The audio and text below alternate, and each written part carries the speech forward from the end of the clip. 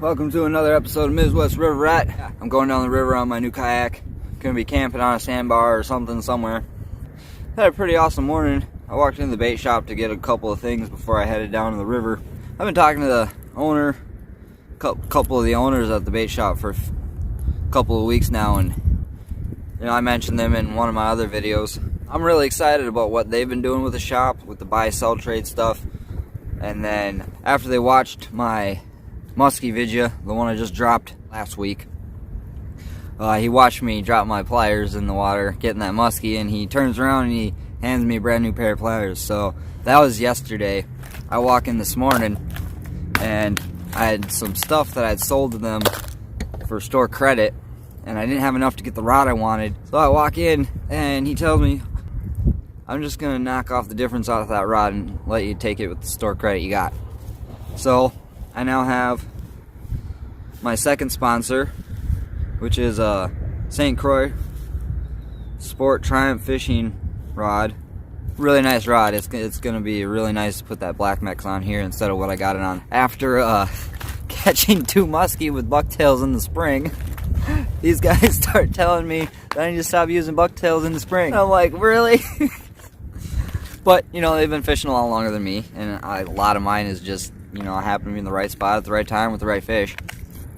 And then he actually gave me this box with this what do you call it? Boy, I'm terrible at this. It's jerk bait, it suspends in the water. They told me I should be using really skinny, like jerk baits that suspend in the water and do a lot of pausing and stuff. So he handed me that one in this box, and then he hands me this one right here as well. And then between that and picking them through mine and showing me what I should be using, he got me set up to where maybe I'll have some more luck on this trip. So yeah, Menominee Outdoors in Menominee. They got Army surplus, they got all kinds of new used fishing gear, anything you can imagine, outdoors gear. So check them out if you're around the area. Alright, so the best part about floating down this river where I start is I float right past all my favorite northern spots in town. So I'm throwing this guy. Yeah, so they gave me tips on that. Oh, it's just so nice to be out here. Even though there's no sun, it doesn't, there's no wind. There's not even, hardly a breeze. 27 degrees, no wind, so it actually feels like 27. The geese aren't very happy with me. I always tell them we can share, just don't mess with my fishing gear. You never want to take me up on the offer. It'd be pretty sweet if I actually caught something with one of these lures that he just gave me and showed me how to use. I might have to put this on my other reel. This reel is jacked up from being frozen. I just don't want to stop casting. There's big fish in here, man. Boy, we just missed one rock. They keep getting spun around and really need to watch behind me.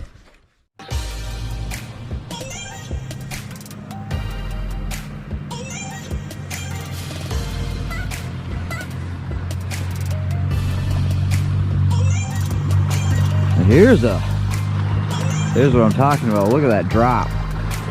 If I can get a shot at it. Look at that rock.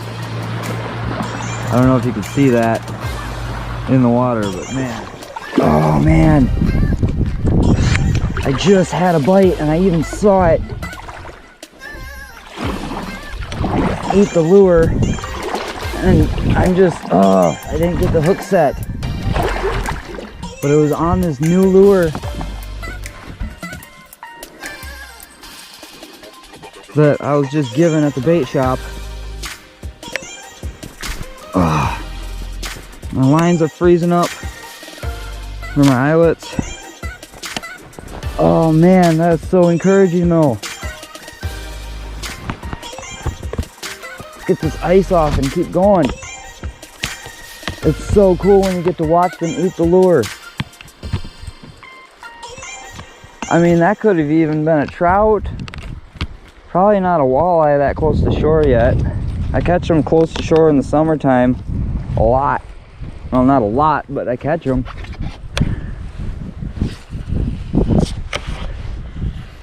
I love drifting the river with lures, but it gets very frustrating when you're in a good spot and you just... Man, I should almost just go back over there and anchor. The current's so strong here.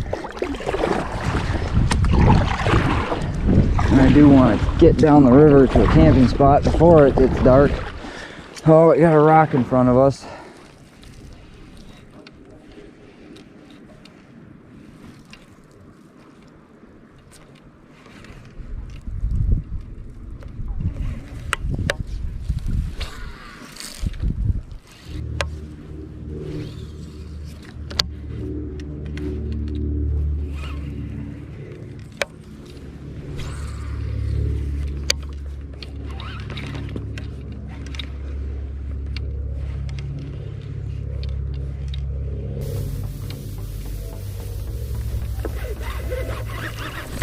Yeah! Woohoo!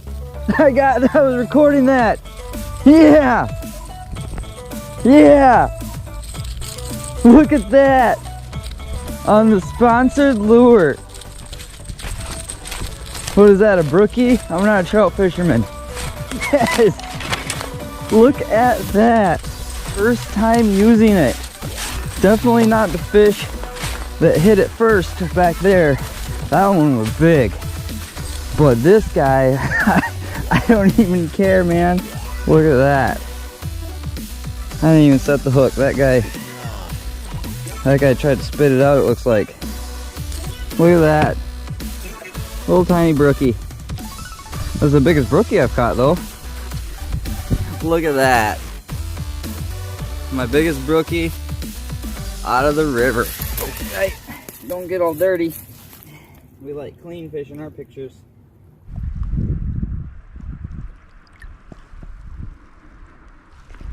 Oh, and he's just hanging out right here. Oh, there he goes. I scared him. Oh, we might have to stay in the spot now.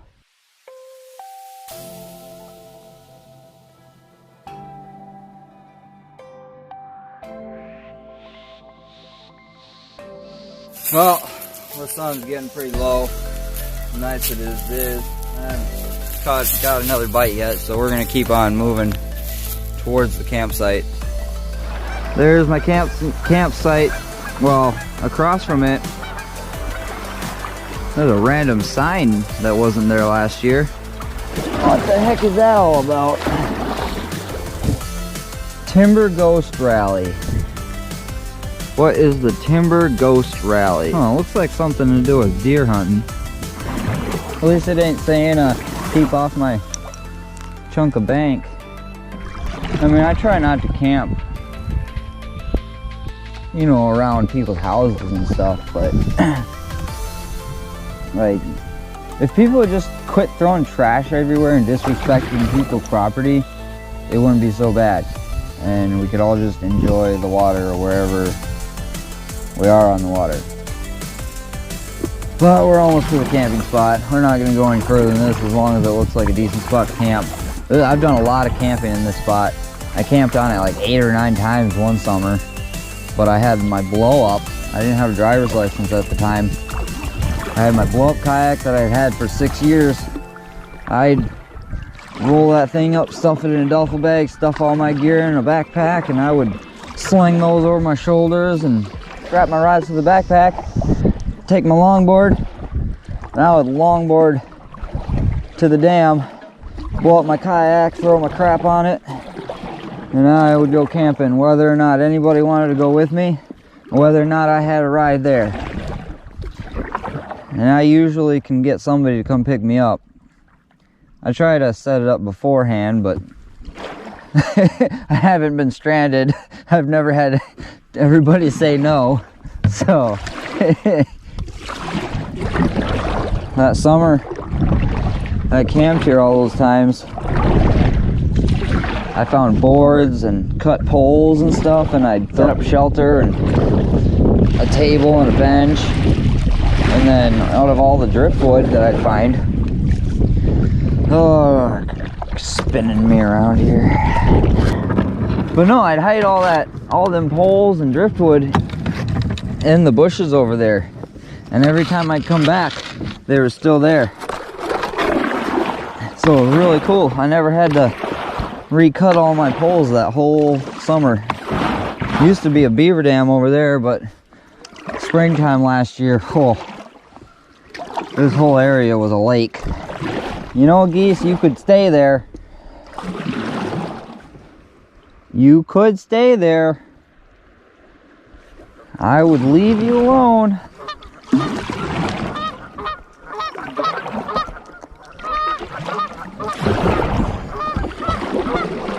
I'm sorry, geese. I'm sorry that you can't coexist with me.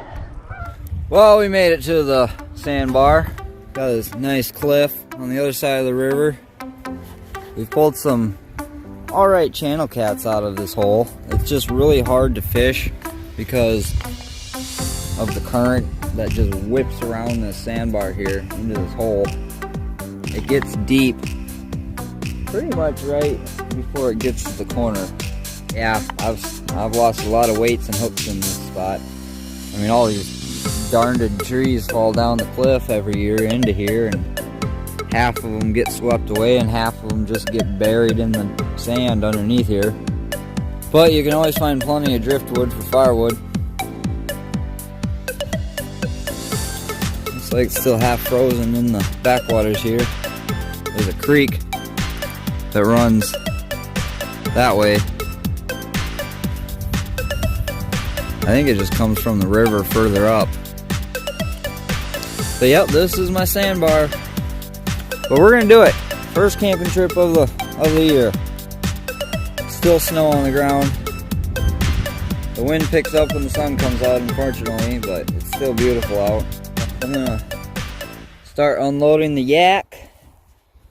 Set up camp a little bit before it gets dark. Gather up a little firewood. And we'll throw some lures and see if we can't catch another fish on this video. We ran out of driftwood one year. I couldn't find any more on this little beach. Scoured the brush over there for whatever we could find. Didn't have very sufficient saws back then. Now I'm pretty well equipped. But me and Jared, we would paddle the yaks. We'd start way up here, and we'd get in and we'd paddle as fast as we could across land over there, and then we'd climb up and we'd start throwing all the branches we could saw or collect off the cliff and chuck them down. And we'd load up our kayaks. I even did it on my blow up. It was nuts. I can't believe I didn't pop it. But yeah, we brought some huge limbs over. Set up the tent first so we can have somewhere to put our crap. Oh, it's been a while since I've set up this tent. Didn't do it at all last year. Usually I use a one-man tent. I brought the two-man tent because I thought I was going to have somebody with me.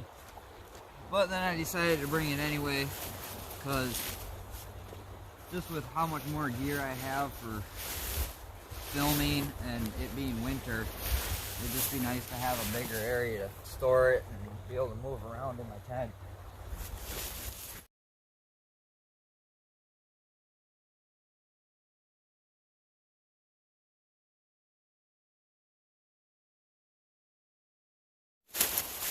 I actually made my own sand stakes a couple of years ago when I was camping out here all them times. Just took plastic hangers and cut them as long as possible, and you just jam them a bunch in at different angles in the sand. And I mean, sometimes it's so loose you can't get nothing else to stay, but a bunch of these hold it down real good. But then after I made all of them last year, I found these, These work amazing. I love these things for sandbar camping. They sometimes you can't pull those out. You have to actually screw it the rest of the way out.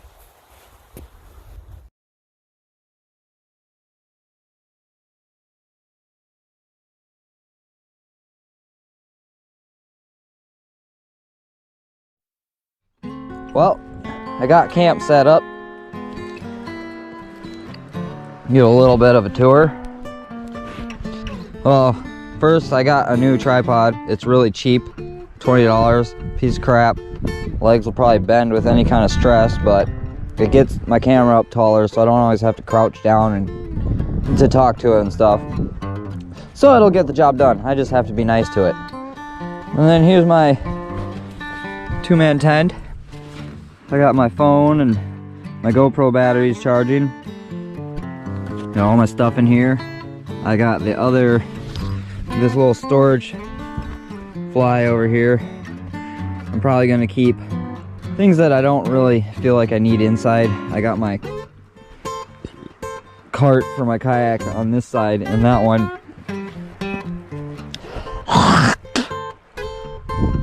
So I got my catfish rods just in case I actually catch something that I can use for bait. I'm gonna throw some lures a little bit here and then go and gather up some firewood.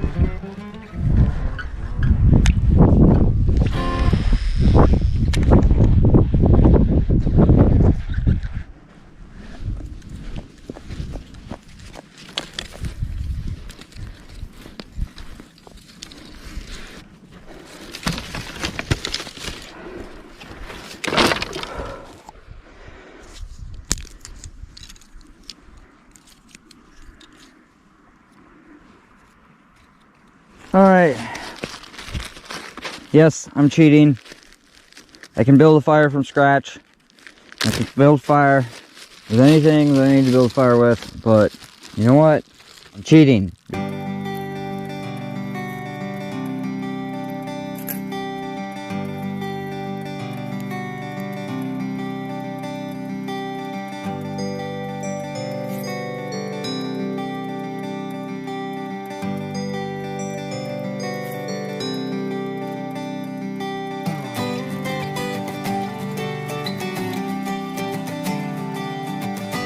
Well, I'm getting hungry. This food's hot enough now. I'm gonna start eating it, and then I'm probably gonna just go to bed tonight because I ain't got no catfish bait. It's really cold anyway, and I kind of want to I really want to curl up in that sleeping bag and get a good night's rest. And I haven't been sleeping much. I'm doing this YouTube thing, working full time. So I'm gonna eat dinner, and we'll see what happens afterwards. Well, folks. I was sitting here just enjoying the night and listening to the night critters yapping and hollering and squawking, and I just remembered that I read on the instructions for this thing that you don't want it to freeze, otherwise it can damage the filter molecule, whatever the heck thingamajigger's in here. So I'm gonna go get my water bladder thingy. And we're going to squeeze as much water, we're going to fill the other pouch that came with this with filtered water. And we're going to fill that water bladder with some filtered water so that we got water the rest of the night and some for tomorrow. Because I forgot water. I just got thinking, I'm going to fill all these with water tonight. Purified water. Well, filtered water. And then I'm going to put them in my tent overnight, and then I'm gonna wake up to solid bags of filtered ice. So we're gonna be thankful that we have purification tablets for in the morning, because I think I spent $30 on this thing, and from the sounds of the instructions, I'm not going to want to use it after tonight because, yeah, I guess freezing is bad for it. Don't make my mistake and take water filters on below zero camping trips. Bring water tablets and lots of water if you can haul it. Well, I guess lots of water don't help either. The water bottles would have froze too. Oh man, what a mess.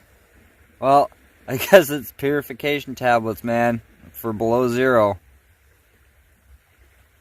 I guess that's as long as you got flowing water like I do in my river, I'll be good. I'll just have to fill this in the morning and purify it right away, and that'll have to be my water for tomorrow. Oh boy, what a night. Well, I think I'm gonna clean up and then I'm gonna hit the sack. I ain't fishing tonight. I'm done. I'll catch y'all in the morning. Peace.